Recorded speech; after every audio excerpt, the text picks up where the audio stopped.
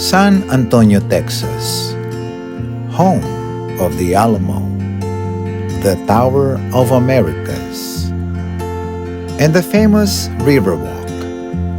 And this is also home for some famous pigeon fanciers.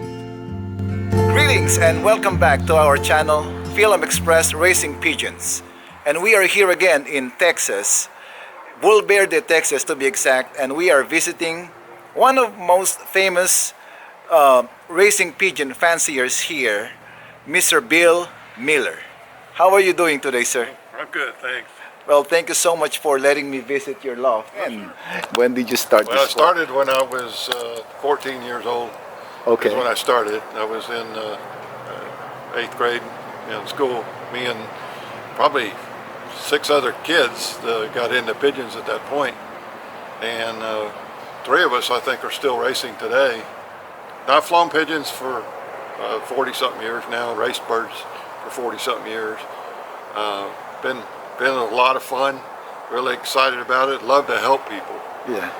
It's more important to me to do that than it is about winning at all costs or selling or any of that kind of stuff. To me, it's more, I was helped a lot when I got started. And brotherhood also. Yeah, I really enjoy that part of the piece. So, I have a question, sir. Out of many different kinds of sports, why pigeon racing? What makes it so special for you? The biggest thing, I think, is when you see a pigeon come back home from great distances away. For instance, you just take your pigeons and go up the road, 200 miles up the road, and you come back home as fast as you can, and they beat you home. It's just so amazing to see what they can do. It's really satisfying to see a bird come home from such great distances, healthy, just awesome. You're willing to show us your loft and your birds? Yeah. And while we're walking, I'm gonna ask you some questions. So, how did you come up with this beautiful design of your loft? Years of seeing other people's lofts is probably the way I learned it, and I've learned the way I want to race my pigeons, so I want to build a loft to fit my need. And so that's a lot of the design you'll see. I can explain why it works for me so well. There's 2 lofts here. One's 20 by 40 and the other one is 50 by 12. And I race out of the 20 by 40 loft. And I can show you how I designed it and why. You're the one who designed this? Oh yeah. Yeah, I built it. You're the one who built it also? Yeah, I built it as well. That's nice. Yeah. But the only thing I couldn't build was the roof. Oh, okay. I wasn't about ready to get on the roof. Oh, you also have those fancy pigeons, huh? Those are the droppers? Those are the droppers, the satin net.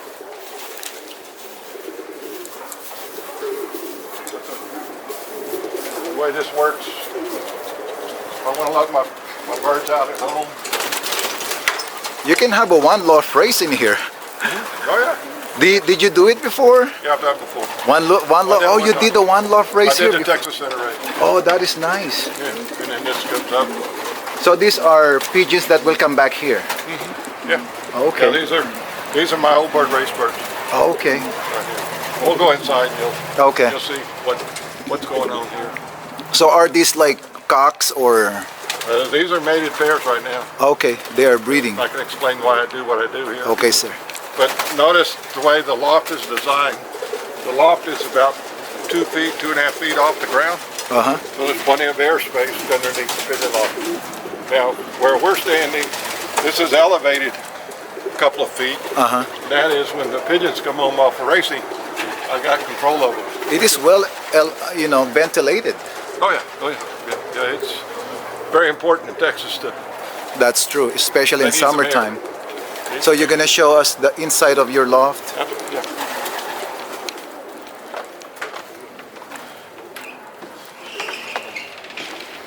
Wow, this is really nice.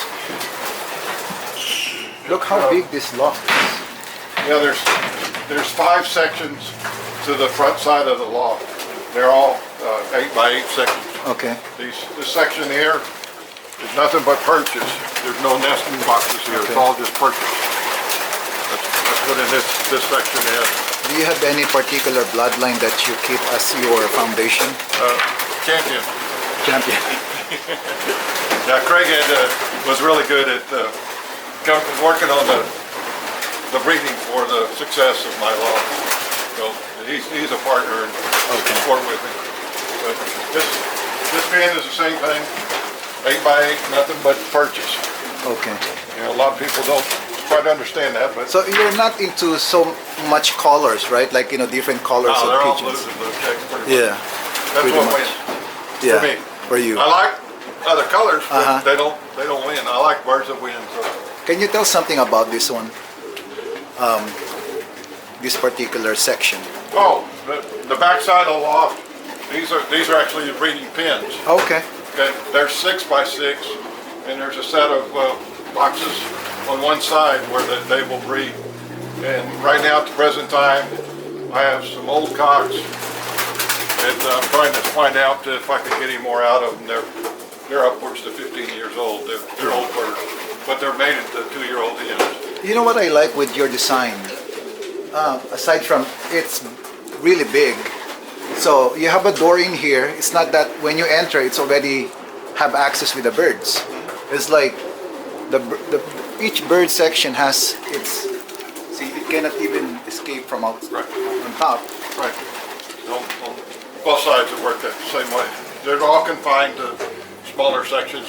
You want to keep the roof up where you get the air to come through, but at the same time, if you made your roof your top, birds would be way up there trying to catch them. So that's why there's an actual ceiling within the loft to have control of your pigeons. Yes, sir. So that's why I do what I do. One of my biggest successes, and the loft is built this way, is I'm very good flying at the old bird group. These are your old bird group. These are the old birds. And you'll notice right now there's a lot of them when the eggs are babies at the moment. Okay? And this is very, very important. The races will begin at about the 1st of April. And right now, this is the motivation that they're building when they start racing. This is where home is. This is where their nest box is. This is really what motivates them when the racing begins. I will take these birds in about 30 days and separate the hens and the cocks. This section will be empty. There won't be any pigeons in this pen. When the birds come home, all of the pigeons will come back to these sections where they raise their young birds, and they're really motivated to get to this section because of the raising of the young that they're doing at the present time. Oh, that's a nice idea. No, it works. It works for you. It's the motivation. Yeah. That's only one part of it. There's a lot of motivation that goes into it to be successful, but that's step one. Well, you've been doing this for like more than 40 years, you said, right? Right. The other two pens down here, again, they're 8 by 8, just like the first two were. Nothing but perches. See? But these are the droppers. Yeah, the droppers are in there at the present time. Maybe we can show also your droppers. Sure. So, these are his droppers. And what is the job of this fancy pigeon, sir? Yeah, the droppers are just what the word means. They help to get the flock of pigeons, or the pigeon when it comes from the race, gets it out of the air and into the loft as quickly as possible. The key to winning a race is every second counts. So the quicker you can get them out of the sky, into the landing board, into the loft, is critical, and that's what these droppers do. They don't fly. The droppers don't. You just toss them in the air, and they come right back down, and they bring the flock of birds down with them. So they have the very important role. Oh yeah, it's very important. A lot of my races were won because of that. But they're kind of a magnet, I guess you call it. I mean, they do a lot of. How old is your oldest bird in here? As you can remember. There's probably some that are about 18 years old. 18 years old? Yeah. I thought that one is kind of really old because of the... Yeah, there's several that are. Look at that one. But there's a lot of them that are in this back half right now that are probably 10 to 15 years old. I'm trying to get birds out of the key pigeons again. And taking a chance right now, making all the young ones to the old ones. Mr. Miller, I have a question. Because many people will watch this, will see this video. If somebody asks, are you willing to sell some birds for some, people who are newbies wants to get involved with this sport? Yeah. Let's put it this way. I'm not about selling birds. I'm about helping new people get started.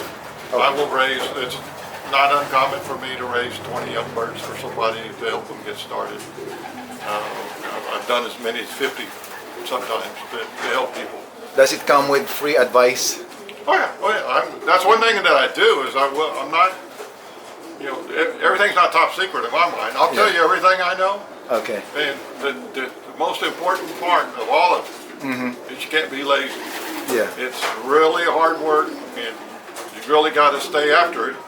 If not, you won't have the success. That's true. A lot of my successes is because I work so hard at it. What is the greatest achievement that you have, that you can remember? The biggest achievement, we flew one race, the 400-mile race, and I was working real hard on the motivation, and I had 7 hens set up perfectly for a 400-mile race. And I ended up getting 3 of them on the drop, and then a few minutes later got 2 more, and then a few minutes later I got the other 2. I won the first 7 places in the race with those 7 pigeons that I had motivated. Another big accomplishment is Elite AU champions. That is very, very difficult just to get one of those in your lifetime. I've got about 40, which is number 1 in the country. There's nobody in the U.S. that has more than I do at that level of competition. I'm ranked number 1 right now in the country in the 5 to 10 loft size for all distance. That is nice. So the big successes, a lot of hard work. One of the things that I do is use corncob litter on the floor of the loft. This is just most important thing is to keep it dry. Okay. The worst thing you can do. That's what I notice. Yeah. It's like, yeah, it's gonna stay dry. it's a corn cob. Yeah. Again, back to that word I used a while ago, lazy. You can have this, but it can also become a problem with dust. Yeah. Which will be a respiratory problem. So you gotta work hard at keeping it cleaned up. But I use the corn cobs to keep it dry. So do you have a particular program before and after you breed the pigeons? Sure. There's Like you warm them first or something like that? yeah, the health program is pretty intense. There's a lot to it. Okay. Lots of details, but for now it's just a quick pick. Yeah, come on over here for this. You want to know about understanding about health? This is what the health is about. I mean, there's other products. Imagine your birds has their own refrigerator. Yeah. Two. 2 of them. Yeah. I even thought this is a huge cooler or something like that. Yeah. This is These are the feeds. Yeah. So how many percent? Like what can you tell about this? That's a breeding mix. It's 18%. 18%. Right. And this is a racing mix. It's 13. I heard about the black corn that is really. Yeah, it's a red corn. So this is for breeding, and this is for racing. Sure. Now, these are the 2 things I begin with as a base to create a feed for the birds. The other section is what I use to go from there. This is barley. Yes, sir. This is very, very important to keeping the weight off the birds. You mentioned the black corn. It's actually blue corn is what it's called. Corn. That's what that is. Yeah. Okay. Of course, grit. You have grits here. Everybody's got grit, Yeah. Yeah. Some sunflower in there right now that I use that for oil, really to help them. But you'll see safflower in there in another month. Nice. Safflower and barley and corn are top 3 things I use. You are well organized. It's really nice. Like he has his own. Again, it's 40 years of work. It's about the program. Yeah. So we're gonna go to the other loft where his winners are. Yeah, there's a few over here. Okay. And he will show us some physical qualities of the birds that we need to consider. And this is another huge. Oh, you have some white birds in Yeah, here. there's a few items. These are cocks. Mainly my breeding cocks and Plymouth Craighead. But yeah, there's some white birds there. They actually came from Disney World Okay. many generations ago, where they came from. I have a friend. He's a retired chief of the Navy, and he's so into white birds. And I think his goal is just to have white birds. Yeah, yeah, Well, to each his own, you know. yeah. Well, I did take and raced. I trained the white birds with my racing pigeons, and I let out a flock of white birds, and about 15, no, probably 10 minutes later, Yeah. I let out a flock of racing birds. I came down the highway, chasing my racing birds down the highway, and I actually watched them pass up the white birds. The Wow. white birds are colored, they're not speed. These aren't, you know. Some people have them, but the ones from Disney World, the homers, yeah, that's what they are. Can I show them really quick pic? For me, I am so into those birds that has a huge nose. I don't know why, but Oh, okay, let me grab this one. We talked about color a while ago. Talked about old bird. This one's an 04. So 2004. So he's 18 years old. are you serious? Almost 19 years old. Wow. Okay. This is an AU champion. He's an elite champion. Can you tell us about this one in I particular? can't hardly remember now. I don't hardly have any red colored birds like this, but But 18 years old. yeah, I mean, he's not hitting, you know, any eggs. He's not reproducing. But at least you're because still he was taking such an care. accomplishment, Yeah. he's going to stay here until he goes on his own. But some of the things that you look for, you know, he's got a lot of the traits that it takes to win, but most of them are usually hens and not cocks. Yeah. Cocks are kind of unusual to win, like a hen will. But notice the wing. See these feathers? They're rounded. They're not pointed. Okay, and there isn't gaps in there. The gaps, you won't see any gaps. So that's important. This bird's, you know, body's in pretty bad shape, but he's very old. So when choosing birds, for example, I'm about to buy a bird, and there are lots of birds to choose from. What are the qualities, physical qualities that I have to consider? Let me find a hen and it'll explain it to you a little easier. Okay. It's hard to do with a bird that old. Here's one of the champions. This one's number 2703 is her number. Okay, one of the things that you can do is take the legs and take them apart like that. See how this nail's falling down? Okay. The back on this pigeon is very strong. Yeah. Okay. The bird's going to stay in the air a lot longer than the rest of them. Strong back. Yeah. Now this one doesn't have quite the rounded feathers that cock had, but they're not the real sharp pointed ones. But it's still a full wing. She's raised a lot of winners, and she herself is a winner. What is the strain of this one? Line's 57. Yeah, there's a lot of pigeons in here. Craighead has that came from Kansas. Okay. Where they came from. But this is some of the old school stuff I had. Let me show San Antonio. let's see the face. That's nice. How old is this bird? She's about 10. 10 years old. Yeah. She's a 12, so yeah. What's the story about the white birds? The story of the white birds, it started,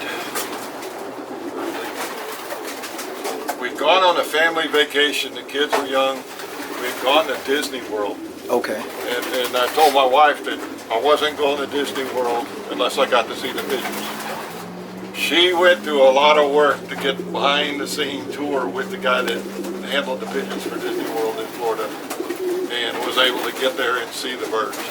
When I went to that was quite an experience to watch what they had going on, and ended up buying a kid of birds from one of the guys there in Florida, and that's where it started. Again, there's just lots of, these are hens in here, and lot of birds in here too. That's nice. So these are bulls for breeding. More here. More hens. These are a lot of craigheads pigeons here. So now people gonna see this video. Is it okay to put your email address in the description of this video so they can contact you directly if they want to Sure, acquire if they want to email, that's fine. Okay. That's fine. Because I just want to make it clear I'm not the middleman. So I'm not, you know, Yeah, yeah. selling birds for Mr. Yeah, Bill. I'm not a pigeon peddler by any means at all. I'm not about selling pigeons. Yeah, Okay, but you are willing. I'm willing to help new people help, get yeah. started. Okay. That's what I'm about. That's what I am. And if there's guys in the pigeon club that are needing help, I'm more than willing to help them out. That is nice. You know, there's some of those guys out there like Jason Surratt, he doesn't need help. Yeah. So what is your advice for, like I am a newbie, you know, that's why I started doing the blogging because I want to learn more first. You know, what is your advice for us, for the newbie? The most important thing that I recommend is never get any breeders for a new person. For a new handler, always get young birds from people in the neighborhood, in the area. Don't go to New York or California to get your young birds to compete in Texas. The area, the conditions, that kind of thing, you want birds that can win here. So get young birds from the people in the area. And most of them will help you out and raise some young birds for you to help you get started. Over time, as a few years go, then at that point, you'll have some breeders that you have developed, and then maybe you know a little more, then maybe you find a bird there or there that you got From the young bird, right? Yeah, yeah. That is It's awesome. best to develop your own group and not fill up your loft with breeders, like this whole building is. It's full of breeders, but again, they're not mine. So, Yeah. Well, it's 40 years in the making for you, so yeah, I generally keep about 30 pair of breeders, which is still a lot of pigeons. yes. But I normally fly about 120. So thank you so much, sir, for showing us your loft, Sure. and it's really big. Yeah. One thing I can tell, and it's so impressive.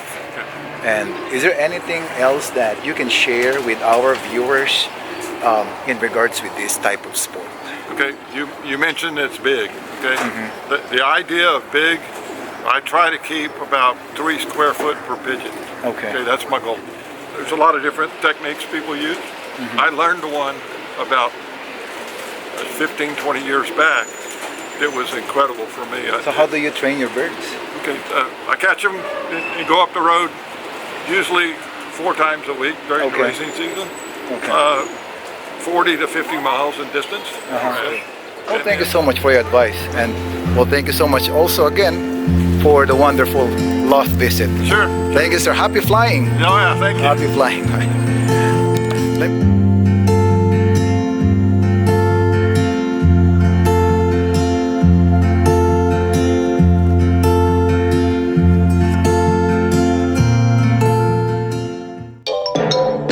And we are doing a loft visit with one of the most famous fanciers here. Richard, I can hear you.